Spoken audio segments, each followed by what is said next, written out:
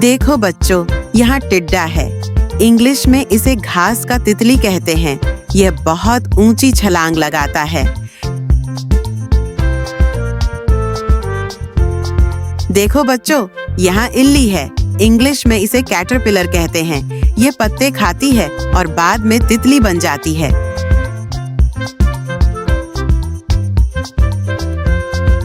देखो बच्चों, यहाँ चींटी है। इंग्लिश में इसे एंट कहते हैं। ये बहुत छोटी होती है और हमेशा झुंड में काम करती है।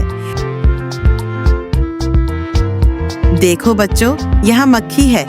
इंग्लिश में इसे हाउस फ्लाई कहते हैं। ये घरों में उड़ती है और खाने पर बैठ जाती है। देखो बच्चों, यहाँ मच्छर है। इंग्लिश में इसे मच्छर कहते हैं। ये इंसानों और जानवरों का खून चूसता है। देखो बच्चों, यहाँ मधुमक्खी है। इंग्लिश में इसे हनी बी कहते हैं। ये शहद बनाती है और फूलों से रस लेती है। देखो बच्चों, यहाँ तितली है। इंग्लिश में इसे बटरफ्लाई कहते हैं। इसके रंग बिरंगे पंख होते हैं और यह फूलों पर उड़ती है। देखो बच्चों, यहाँ पतंगा है। इंग्लिश में इसे मॉथ कहते हैं। ये रात में ज्यादा दिखता है और रोशनी की तरफ उड़ता है। देखो बच्चों, यहाँ भृंग है। इंग्लिश में इसे बीटल कहते हैं। ये अलग अलग रंग और आकार में मिलता है। देखो बच्चों, यहाँ दीमक है। इंग्लिश में इसे टर्माइट कहते हैं। ये लकड़ी और कागज खाता है। देखो बच्चों, यहाँ झींगुर है। इंग्लिश में इसे क्रिकेट कहते हैं। ये रात में चिर्र चिर्र की आवाज करता है। देखो बच्चों, यहाँ मकड़ी है। इंग्लिश में इसे स्पाइडर कहते हैं। यह जाल बुनकर कीड़े पकड़ती है।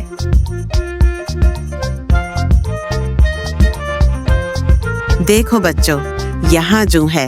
इंग्लिश में इसे लाउस कहते हैं। यह इंसानों और जानवरों के बालों में रहती है। देखो बच्चों, यहाँ खटमल है। इंग्लिश में इसे बेडबग कहते हैं। यह बिस्तरों में छिपता है और रात को काटता है। देखो बच्चों, यहाँ भौंरा है। इंग्लिश में इसे बम्बल बी कहते हैं। ये बड़ी और गूंजने वाली मधुमक्खी होती है। देखो बच्चों, यहाँ ड्रैगन फ्लाई है। इंग्लिश में इसे ड्रैगन फ्लाई कहते हैं। ये पानी के पास उड़ती है और छोटे कीड़े खाती है। देखो बच्चों, यहाँ सिकाड़ा है। इंग्लिश में इसे सिकाड़ा कहते हैं। ये पेड़ों पर बैठकर तेज आवाज करता है। देखो बच्चों, यहाँ ततैया है। इंग्लिश में इसे वास्प कहते हैं। ये डंक मारती है जिससे बहुत दर्द होता है। देखो बच्चों, यहाँ लाल भृंग है। इंग्लिश में इसे लेडी बग कहते हैं। ये लाल रंग का होता है जिस पर काले धब्बे होते हैं। देखो बच्चों, यहाँ बिच्छू है।